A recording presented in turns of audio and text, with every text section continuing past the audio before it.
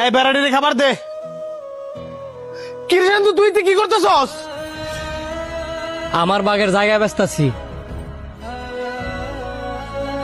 জায়গা বেচতেছস? কি কারণে? কি লেগে জায়গা ব্যস্তাছি তোমার কি নতুন করে কওয়া লাগবো? তোমার আমি কবেতে কইছি যে আমার প্রত্যেকটা বন্ধুর বাইক আছে, আমার একটা বাইক কিনা দাও, দিছ? দেও নাই, যেই কারণে বাধ্য হইছি আমার বাগের জমি বিক্রি করতাম।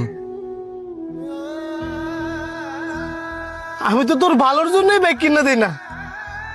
দেখ ভাই, তুই বুঝার চেষ্টা কর, তুই জমিটা বিক্রি করিস না।